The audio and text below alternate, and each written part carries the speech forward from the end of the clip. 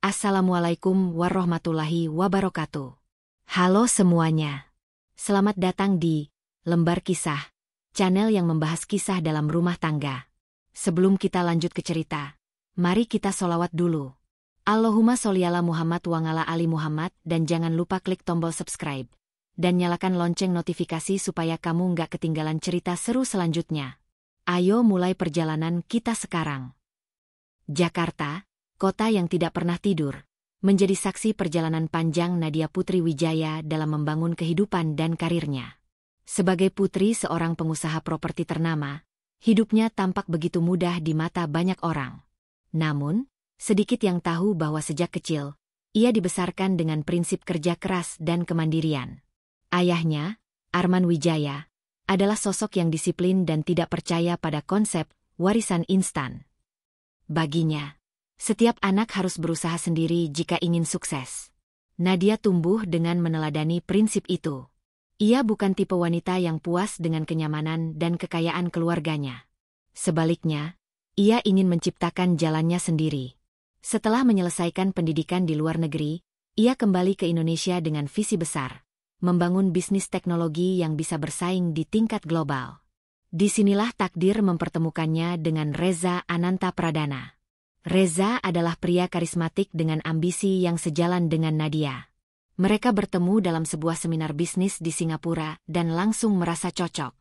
Reza memiliki pemikiran yang tajam dalam strategi bisnis, sementara Nadia sangat detail dalam perencanaan keuangan.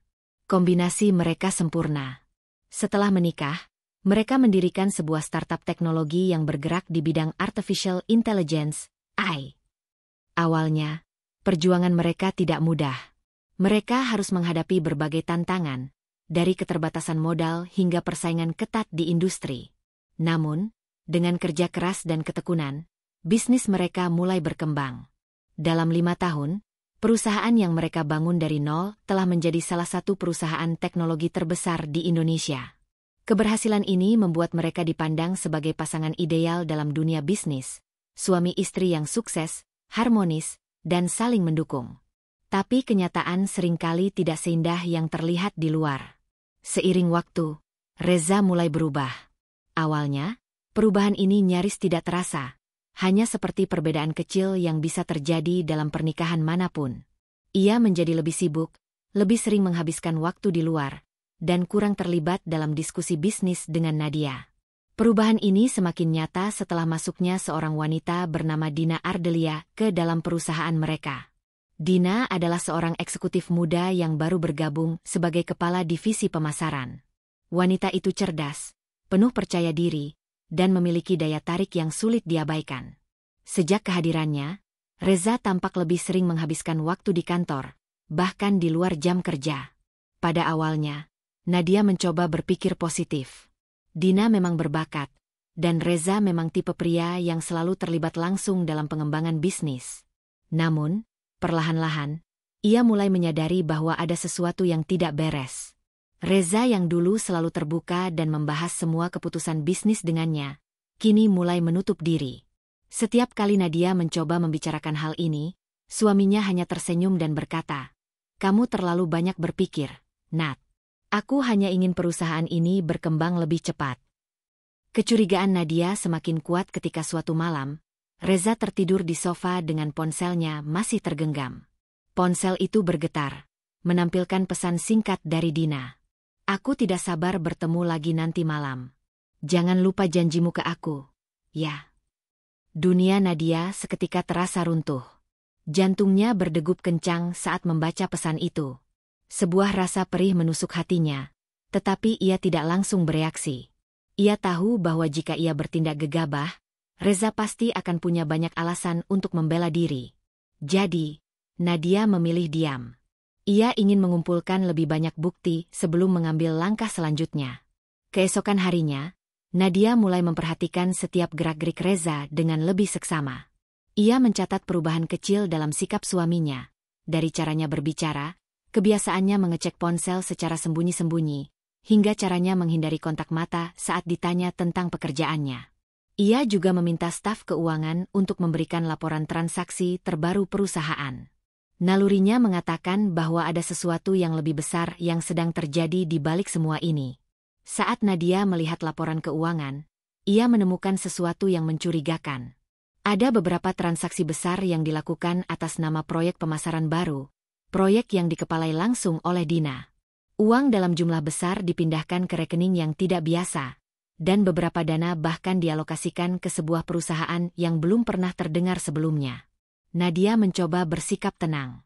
Ia mengumpulkan semua bukti dan menyimpannya dengan hati-hati. Ia tidak ingin bertindak tanpa rencana. Jika Reza benar-benar berkhianat, baik dalam bisnis maupun dalam rumah tangga, maka ia harus bersiap untuk menghadapi dampaknya dengan kepala dingin. Selama bertahun-tahun, ia telah bekerja keras membangun perusahaan ini. Ia tidak akan membiarkan seseorang, bahkan suaminya sendiri, menghancurkan semua yang telah ia capai. Satu hal yang pasti, ini belum selesai. Nadia tidak akan tinggal diam. Sejak malam itu, Nadia mulai menyusun strategi. Ia bukan tipe wanita yang akan menangis dan menyerah begitu saja. Selama bertahun-tahun, ia telah menghadapi berbagai tantangan dalam bisnis, dan kali ini pun ia akan menghadapinya dengan kepala dingin. Namun, ini bukan sekadar masalah bisnis. Ini adalah pernikahannya, kehidupannya. Hari-hari berlalu dengan penuh ketegangan. Reza semakin sulit dihubungi, sering pulang larut malam, dan bahkan terkadang tidak pulang sama sekali. Setiap kali Nadia bertanya, jawabannya selalu sama. Aku sibuk. Banyak proyek yang harus kuselesaikan. Namun, Nadia bukan lagi istri yang naif. Ia tahu suaminya sedang bermain api, dan ia bersiap untuk membalas dengan cara yang tidak akan pernah Reza duga. Langkah pertama yang dilakukan Nadia adalah memastikan bahwa ia memiliki bukti yang cukup kuat untuk membongkar semua kebohongan Reza. Ia mulai memeriksa laporan keuangan lebih detail. Dari sana, ia menemukan sesuatu yang mengejutkan. Beberapa transaksi dalam jumlah besar masuk ke rekening pribadi Reza, bukan ke rekening perusahaan. Lebih buruk lagi, setelah diselidiki lebih dalam, ia menemukan bahwa sebagian dana itu dialihkan ke rekening atas nama Dina Ardelia. Nadia menggertakkan giginya. Ini bukan sekadar perselingkuhan biasa. Reza telah menggunakan dana perusahaan untuk kepentingan pribadinya, mungkin untuk membiayai gaya hidup Dina. Ini sudah masuk ranah kriminal. Namun, Nadia tetap tenang. Ia tidak ingin konfrontasi tanpa rencana matang. Sebagai langkah berikutnya, ia menyewa seorang detektif swasta. Detektif itu bertugas mengikuti Reza dan mengumpulkan bukti visual tentang hubungan gelapnya dengan Dina. Tak butuh waktu lama sebelum hasilnya tiba. Foto-foto yang dikirimkan detektif swasta itu membuat dada Nadia sesak. Reza dan Dina terlihat mesra di sebuah restoran mewah, tertawa bersama, tangan mereka saling menggenggam. Ada juga foto mereka di sebuah hotel berbintang. Reza terlihat masuk lebih dulu, diikuti oleh Dina beberapa menit kemudian. Tak ada lagi yang bisa Reza sangkal. Nadia sudah memiliki bukti yang cukup untuk menghancurkan suaminya, baik dalam bisnis maupun dalam kehidupan pribadinya. Setelah bukti terkumpul, Nadia mulai menjalankan rencananya. Langkah pertamanya adalah membatasi akses Reza ke keuangan perusahaan. Sebagai pemilik saham terbesar, Nadia memiliki wewenang penuh atas transaksi keuangan. Tanpa sepengetahuan Reza, ia bertemu dengan tim keuangan dan mengeluarkan kebijakan baru. Semua transaksi besar harus mendapatkan persetujuan tertulis darinya. Ia juga menginstruksikan bank untuk memblokir akses Reza ke rekening perusahaan. Reza, yang tidak mengetahui hal ini, baru menyadari ada sesuatu yang salah ketika kartu kreditnya tiba-tiba tidak bisa digunakan. Ia mengernyit bingung saat hendak membayar makan malam di restoran mewah bersama Dina, tetapi transaksi terus ditolak. Saat ia menghubungi pihak bank, jawabannya mengejutkan. Maaf, Pak Reza. Semua akses rekening Anda telah dibekukan atas permintaan pemegang saham mayoritas, Ibu Nadia Wijaya. Wajah Reza memucat. Ia segera menghubungi Nadia, tetapi panggilannya tidak diangkat. Panik, ia langsung pulang ke rumah malam itu juga, sesuatu yang sudah lama tidak ia lakukan. Ia menemukan Nadia sedang duduk santai di ruang kerja mereka, menatap layar laptop dengan ekspresi dingin. Kamu membekukan rekeningku. Suara Reza penuh amarah. Nadia menutup laptopnya perlahan, menatap suaminya dengan tatapan tajam. Kamu pikir aku akan membiarkanmu menggunakan uang perusahaan untuk membiayai perempuan itu? Wajah Reza menegang. Aku tidak tahu apa yang kamu bicarakan. Nadia hanya tersenyum dingin. Ia meraih sebuah amplop dari mejanya dan melemparkannya ke arah Reza. Lihat sendiri. Reza membuka amplop itu dengan tangan gemetar. Di dalamnya ada foto-foto dirinya dengan Dina, laporan keuangan yang menunjukkan transfer uang mencurigakan, serta laporan transaksi hotel. Dada Reza terasa seperti dihantam palu. Ia menelan ludah, mencoba berpikir cepat. Nadia, aku bisa jelaskan ini. Oh, aku yakin kamu bisa. Nadia menyandarkan diri ke kursinya. Tapi aku tidak tertarik mendengar kebohonganmu. Aku hanya ingin memberitahumu satu hal, permainan ini baru dimulai. Hari-hari berikutnya adalah mimpi buruk bagi Reza. Ia kehilangan akses ke dana perusahaan, kepercayaan para investor mulai goyah, dan yang lebih parah, Nadia mulai menggiring opini publik ke arahnya. Nadia adalah sosok yang berpengaruh di dunia bisnis. Dengan koneksinya, ia mulai menyebarkan kabar bahwa ada masalah keuangan dalam perusahaan, dan Rezalah yang bertanggung jawab atasnya.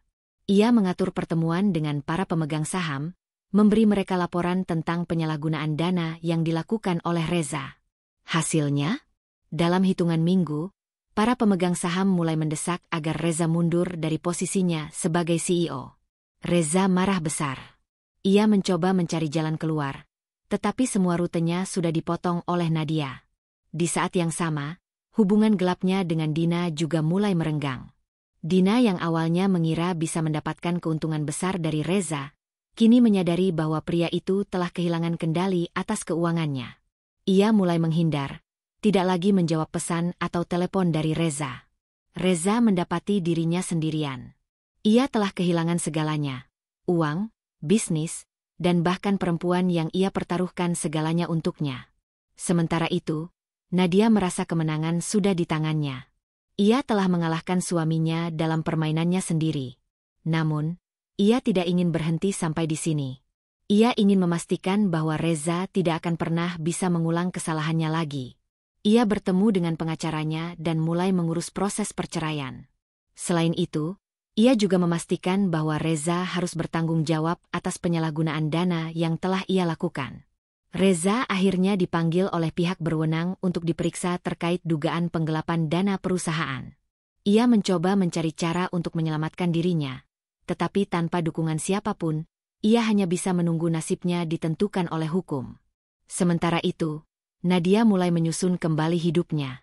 Ia tahu bahwa pernikahannya sudah berakhir, tetapi satu hal yang pasti, ia tidak akan pernah membiarkan dirinya menjadi korban lagi. Konflik ini hanyalah permulaan.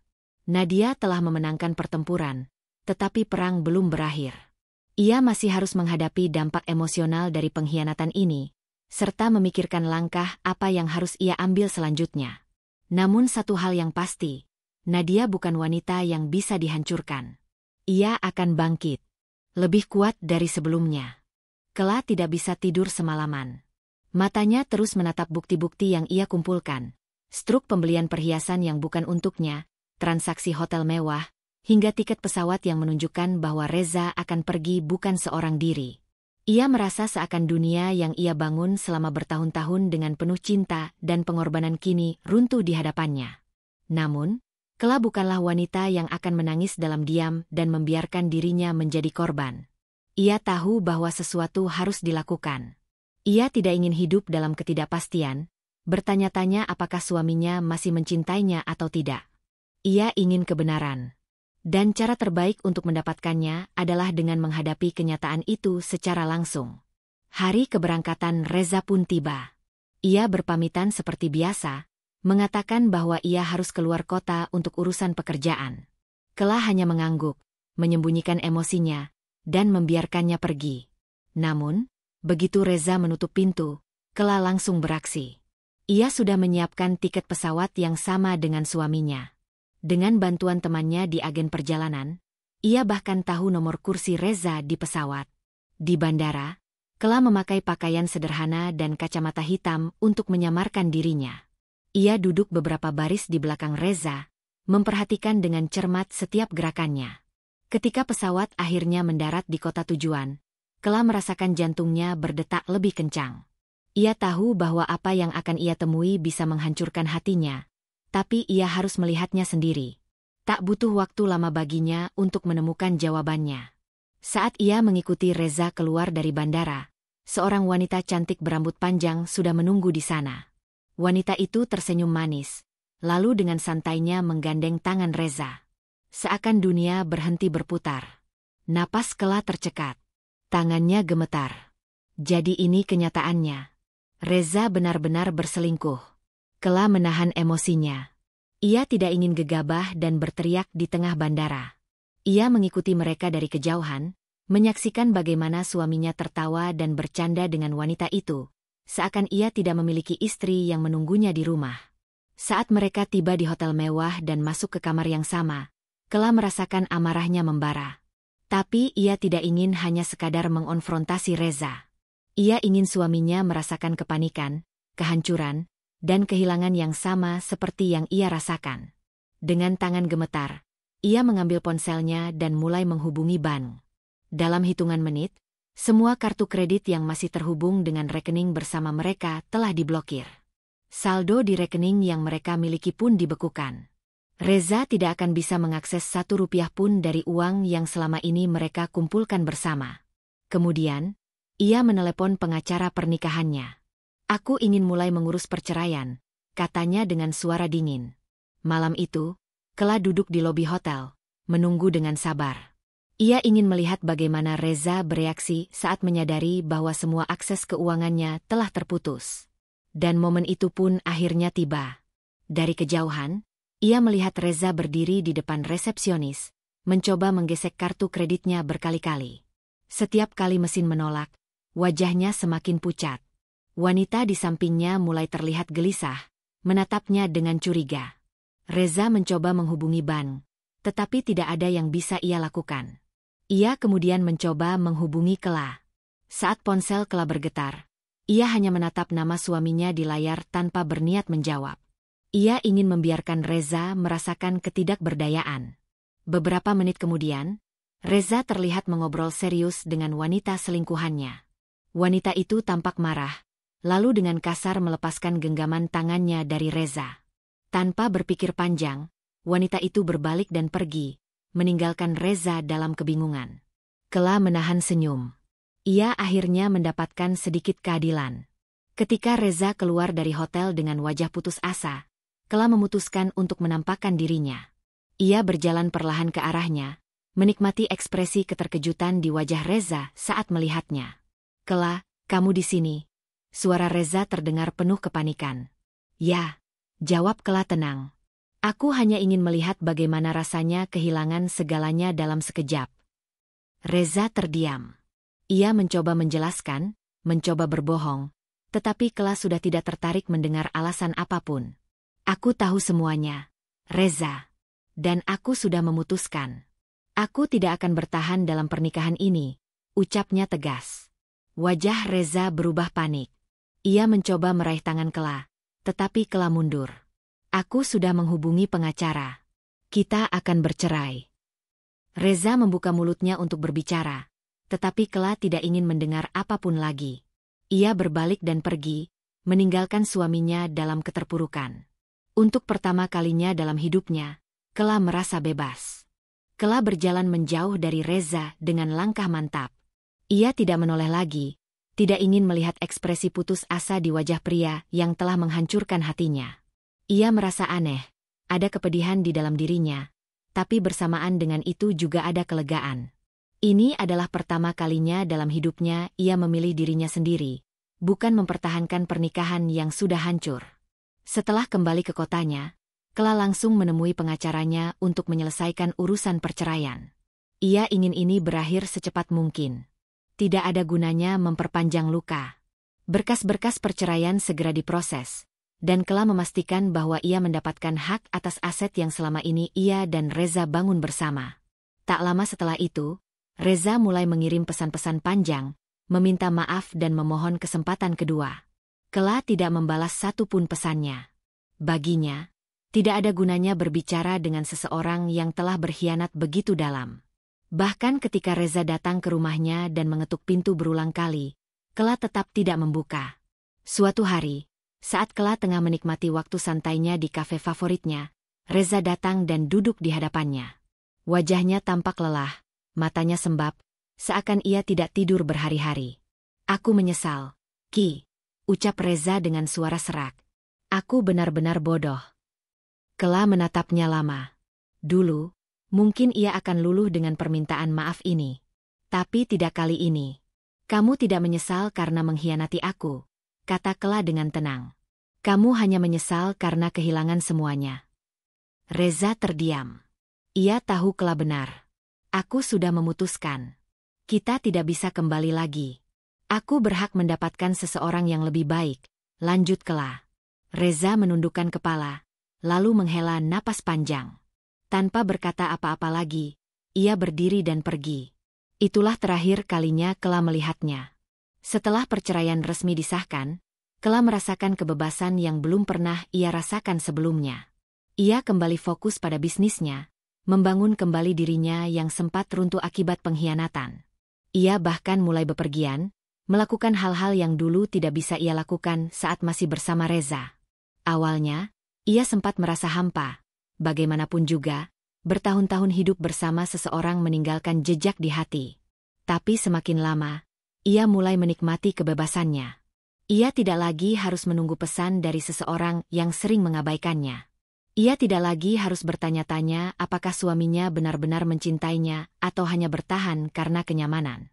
Suatu hari, saat ia sedang mengadakan acara perayaan kecil di kantornya untuk pencapaian bisnisnya, seorang pria datang dan menawarkan segelas minuman. "Selamat atas kesuksesanmu," kata pria itu dengan senyum hangat. Kela tersenyum balik. Ia belum siap untuk jatuh cinta lagi, tapi untuk pertama kalinya setelah sekian lama, ia merasa tidak keberatan jika ada seseorang yang mencoba masuk ke dalam hidupnya. Dari semua yang terjadi, Kela menyadari satu hal. Tidak ada yang lebih berharga daripada mencintai dirinya sendiri. Ia dulu berpikir bahwa mempertahankan rumah tangga adalah segalanya. Tetapi kenyataannya, rumah tangga tanpa kesetiaan hanyalah ilusi kebahagiaan. Kela kini menjalani hidupnya dengan lebih berhati-hati, lebih sadar akan nilai dirinya. Ia tidak lagi mencari validasi dari pasangan, karena ia tahu bahwa dirinya cukup. Reza mungkin telah menghancurkan hatinya, tapi dari kehancuran itu, Kela menemukan kekuatan yang lebih besar dari yang pernah ia bayangkan. Dan untuk itu, ia bersyukur. Kisah Kela telah mencapai akhirnya, tetapi pelajaran dari perjalanan hidupnya akan selalu membekas. Dari seorang istri yang dikhianati hingga menjadi perempuan yang menemukan kembali kekuatannya, Kela telah melewati jalan yang sulit. Namun, dari luka itu, ia tumbuh menjadi seseorang yang lebih bijaksana dan lebih kuat. Pernikahan adalah tentang komitmen, dan komitmen tidak bisa berjalan tanpa kesetiaan. Kela mencintai Reza dengan sepenuh hati, tetapi Reza menganggap enteng kesetiaan itu. Ia berpikir bahwa ia bisa berselingkuh dan tetap mempertahankan rumah tangganya. Namun, ketika Kela akhirnya mengambil sikap, Reza kehilangan semuanya. Pelajaran yang bisa diambil dari sini adalah bahwa kesetiaan bukan sekadar kata-kata atau janji di atas kertas, tetapi harus diwujudkan dalam tindakan. Selingkuh bukanlah kesalahan kecil. Itu adalah pengkhianatan yang dapat menghancurkan kepercayaan dan hubungan seutuhnya. Banyak orang bertahan dalam pernikahan yang penuh luka karena takut kehilangan atau takut memulai dari awal. Kela pun awalnya begitu. Ia mencoba mempertahankan rumah tangganya, bahkan setelah melihat tanda-tanda pengkhianatan Reza.